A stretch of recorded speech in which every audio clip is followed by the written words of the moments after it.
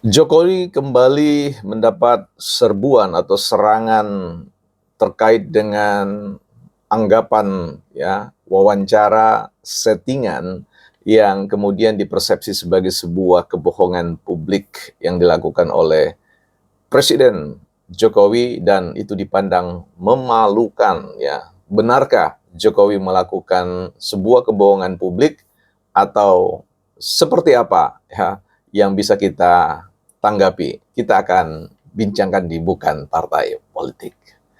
Baik teman-teman, selamat datang di channel Bukan Partai Politik, channel kita bersama ya, yang membicarakan tentang respon-respon kita terkait dengan isu-isu yang viral ya, isu-isu yang kalau tidak kita tanggapi bisa berkembang kemana-mana dan publik tidak memiliki referensi yang lain selain apa yang diolah oleh mereka-mereka yang oposisi atau berseberangan dengan katakanlah dalam hal ini adalah Pak Presiden.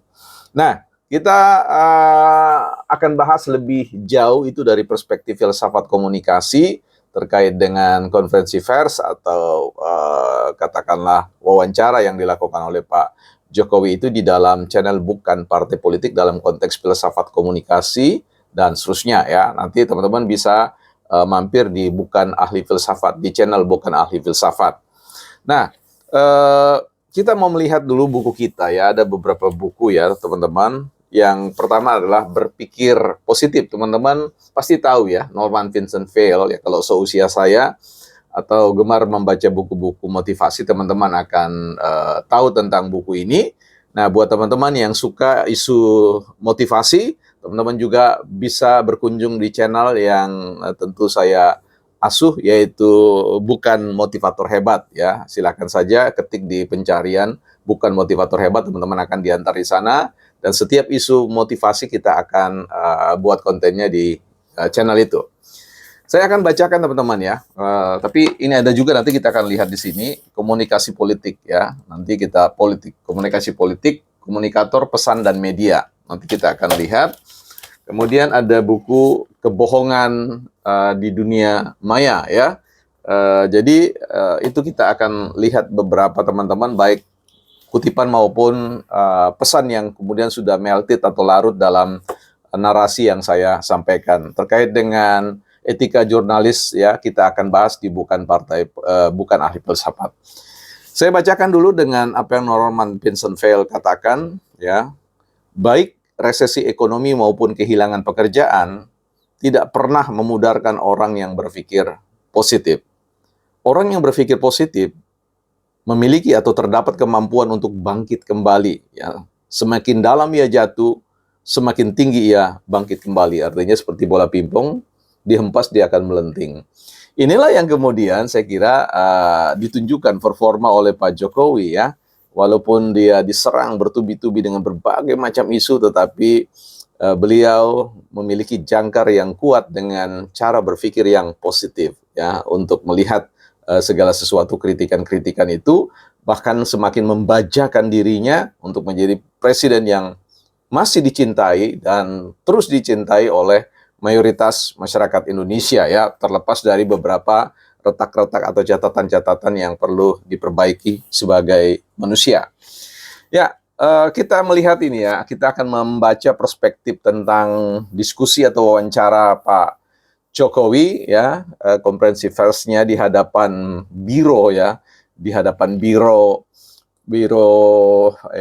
pers dan media kesekretariatannya. Jadi ini penting untuk memahami apakah Pak Jokowi bohong atau tidak atau melakukan settingan dan sebagainya. Saya sudah ungkapkan bahwa settingan itu bukan sesuatu yang haram ya. Settingan itu sesuatu yang harus dilakukan dalam perspektif definitif ya. Definisi terkait dengan settingan itu kan set ya, dari kata set, kemudian menata atau mengelola, menyusun sedemikian rupa supaya mendapatkan efek yang baik ya, yang diinginkan ya, seperti itu.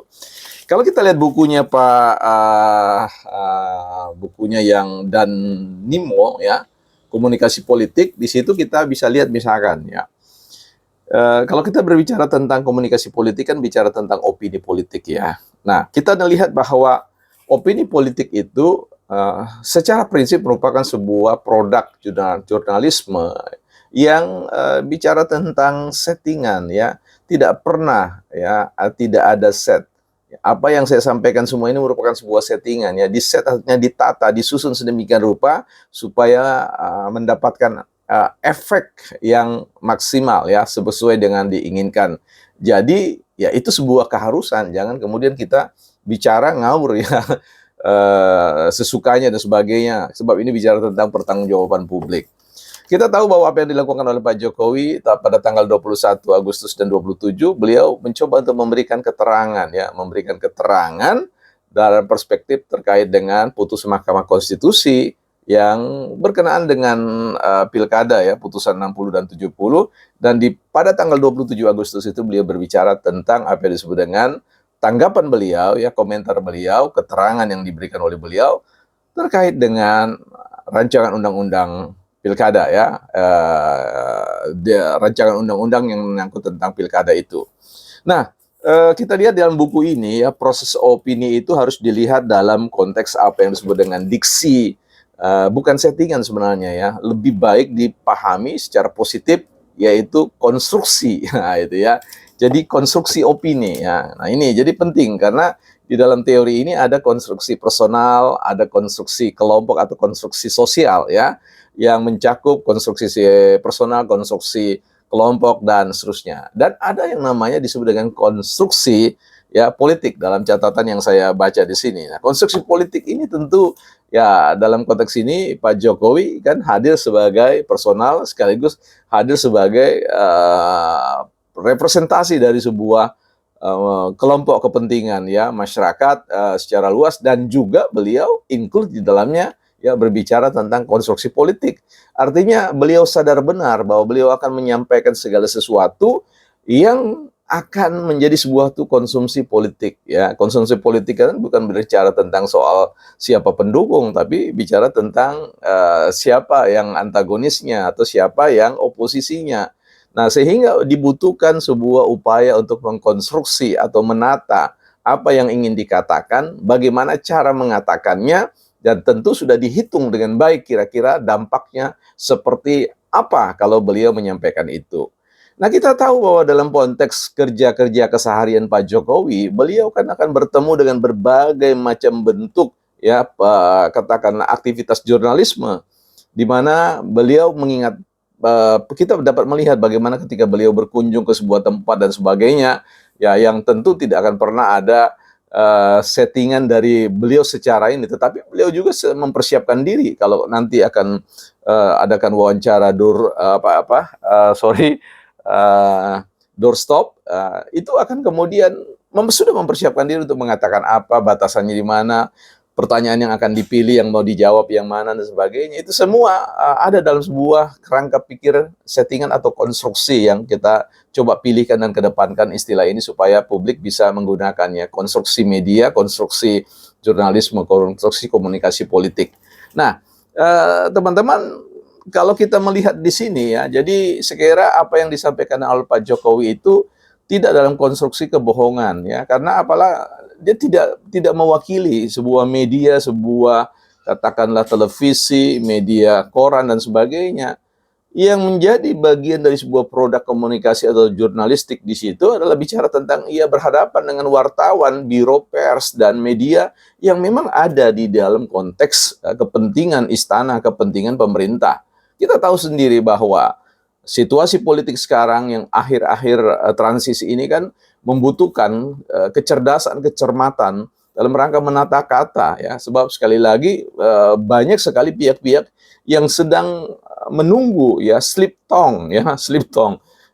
Bisa bayangkan waktu ketika Pak Jokowi berpidato di Munas atau apa itu di Partai Nasdem ya, bagaimana beliau mengatakan di hadapan para audiens itu mengatakan bahwa datang rame-rame, perginya ya ditinggal dan seterusnya. Dan itu kemudian menjadi sebuah konstruksi yang lain sehingga ya boleh dikata memang ada kesan slip tongue, tetapi ya itu bisa ditata ulang setelah itu, dijelaskan maksudnya seperti apa dan sebagainya. Karena sekali lagi ketika kita berkomunikasi di hadapan publik secara luas, memang ada potensi-potensi slip tongue itu, yang sama seperti ketika saya berbicara di hadapan ini, potensi-potensi kekeliruan itu juga terbuka lebar.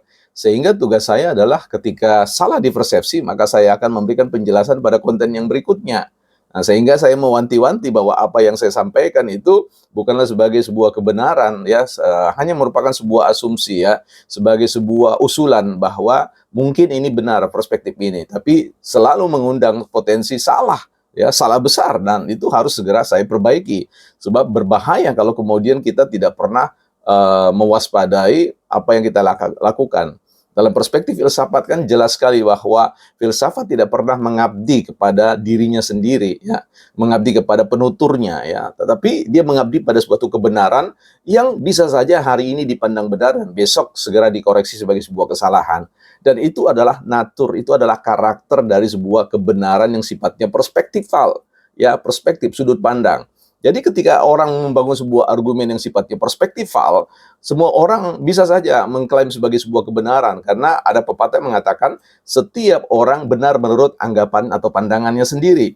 Nah, itu akan diuji oleh kebenaran-kebenaran atau perspektif-perspektif lain di luar dirinya, sehingga dia harus siap sedia untuk mengubah itu. Kembali kepada persoalan ya, settingan itu, ya saya kira tidak ada settingan dalam pengertian kebohongan yang dilakukan. Itu merupakan sebuah prinsip kehati-hatian di dalam membangun sebuah opini, dan yang dalam buku yang kita baca ini bagaimana membangun sebuah, mengkonstruksi sebuah opini, apalagi kontennya adalah opini politik ya, yang tentu opini politik ini punya dinamika yang harus dikendarai, harus dijinakkan dalam sebuah proses-proses ke depan, karena sekali lagi ini menyangkut bangsa dan negara, menyangkut sebuah kehidupan politik yang tidak mudah untuk dipikirkan oleh orang lain, sesemudah yang diluncurkan oleh para hater-hater dan mereka-mereka yang selalu ingin mencari celah-celah untuk sebuah konten media semata-mata, ya, tidak mempertimbangkan tentang sistem nilai yang ada di negara kita ini. Ya, saya kira lanjutkan Pak Jokowi, ya saya kira apa yang Bapak sampaikan itu sesuatu yang normatif saja, normal saja, dan merupakan bagian dari sebuah varian komunikasi politik yang dilakukan oleh pemerintah, oleh partai, oleh siapa saja, ya, bukan partai politik.